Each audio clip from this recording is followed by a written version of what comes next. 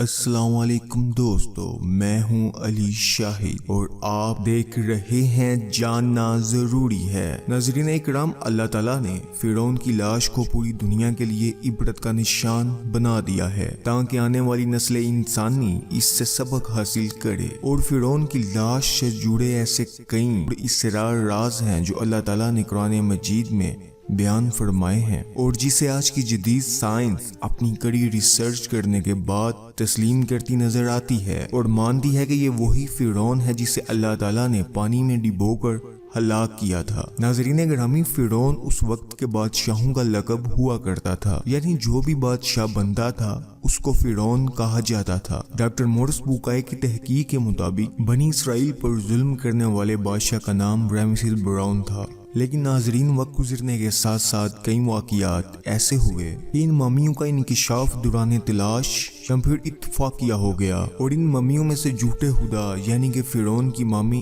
1861 میں دریافت ہوئی، اور اس کو رامسیس دوم کا نام بھی دیا جاتا ہے۔ اور اس کے بعد ناظرین اس تاریخی ورثے کی خوب نمائش کی گئی، اور ہر کسی کو اس مردہ جسم کا راز جاننے کی بے چینی رہتی تھی کہ ہزاروں سال گزر جانے کے بعد بھی یہ جسم کیوں سلامت ہے۔ جب 1981 میں فرعون کا مردہ جسم خراب ہونے لگا تو اس وقت کی حکومت نے فرانس کی حکومت سے کہا، ناظرین مصری حکومت نے فرانس کی حکومت سے کہا کہ فرعون کا جسم خراب ہونے لگا ہے، اس کو خراب ہونے سے بچایا جائے اور سائنس کے ذریعے اس بات کی تحقیق کی جائے کہ اس کی موت کی وجہ کیا تھی۔ اس کے بعد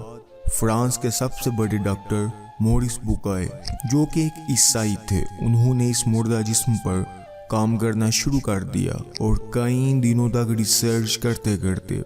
ڈاکٹر مورس نے یہ نتیجہ نکالا کہ جس شخص کا یہ مردہ جسم ہے اس کی موت پانی میں ڈوبنے کی وجہ سے ہوئی تھی، کیونکہ ناظرین گرامی ڈاکٹر مورس کو اس مردہ جسم کے اندر سے سمندر کے نمک کے کچھ ذرے ملے تھے۔ لیکن ناظرین ڈاکٹر مورس کے سامنے اب بھی ایک پہیلی تھی جس کو سلجھانا ابھی باقی تھا کہ ہزاروں سال بیت جانے کے بعد بھی یہ جسم اب تک کیوں سلامت ہے اور اس کی کیا وجہ ہو سکتی ہے۔ تب ہی ڈاکٹر مورس کو اپنے ایک ساتھی کے ذریعے معلوم ہوا کہ مسلمان یہ کہہ رہے ہیں کہ یہ ایک فرعون کی ممی ہے جو کہ پانی میں ڈوب کر مرا تھا، اور وہ بتا رہے ہیں کہ یہ وہ فرعون ہے جو اللہ کے نبی اور بنی اسرائیل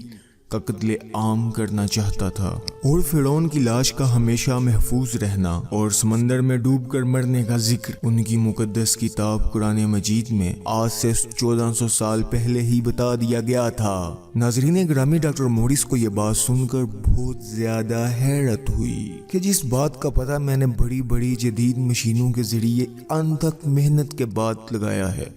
مسلمانوں کو یہ بات پہلے ہی کیسے پتہ ہو سکتی ہے؟ حالانکہ موت کے بعد لاش کو کئی سال ہو چکے ہیں، جس کا پتہ 1981 سے محض 83 سال پہلے چلا ہے، اور ان کی مقدس کتاب قرآن پاک میں یہ بات 1400 سال پہلے ہی کیسے لکھ دی گئی؟ ناظرین گرامی، بائبل کی بنیاد پہ لاش کے ملنے کی لوکیشن اور سائنسی ٹیسٹ کے مطابق لاش کی تقریباً 3000 سال عمر ہونے کی وجہ سے ڈاکٹر مورس کو یہ یقین تو ہو رہا تھا کہ یہ مردہ جسم فرعون کا ہی ہے، اور پھر اس کی زیادہ جانکاری کے لیے ڈاکٹر مورس نے بائبل کو پڑھا، لیکن ڈاکٹر مورس کو بائبل میں سے صرف اتنا ہی ملا کہ فرعون اور اس کی فوج سمندر میں ڈوب گئی اور ان میں سے کوئی نہیں بچا۔ لیکن ناظرین گرامی، فرعون کی لاش کا کوئی ذکر نہیں تھا، اور اب ڈاکٹر مورس کے ذہن میں کئی سارے سوالات کھٹک رہے تھے، اور وہ ان سوالات کو اکٹھا کرنے کے لیے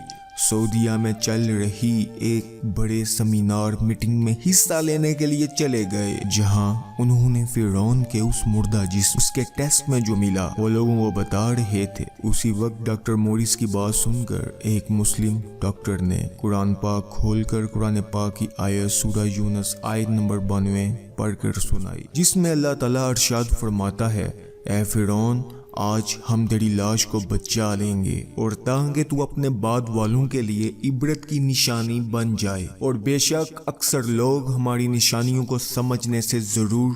غافل ہیں۔ ناظرین گرامی، اس بات کا ڈاکٹر مورس پر اس قدر اثر ہوا کہ اس نے کھڑے ہو کر اعلان کر دیا کہ قرآن پاک واقعی سچا ہے اور اللہ تعالیٰ کا کلام پاک ہے اور میں اسلام قبول کرتا ہوں۔ اس کے بعد ڈاکٹر موڈس نے اسلام، قرآن پاک اور سائنسی تحقیق پہ کئی ساری کتابیں شائع کی جنہوں نے پوری دنیا میں دھوم مچا دی۔ اور آخر میں ہماری اللہ تعالیٰ سے دعا ہے کہ اللہ تعالیٰ ہم سب کو قرآن پاک پڑھنے سمجھنے کی توفیق عطا فرمائے، آمین ثم آمین۔ دوستو ویڈیو پسند آنے کی صورت میں اس کو لائک، سبسکرائب اور تمام دوستوں سے شیئر کیجیے گا تاکہ اس علم کو دوسرے بھی سیکھ سکیں۔ جزاک اللہ، السلام علیکم۔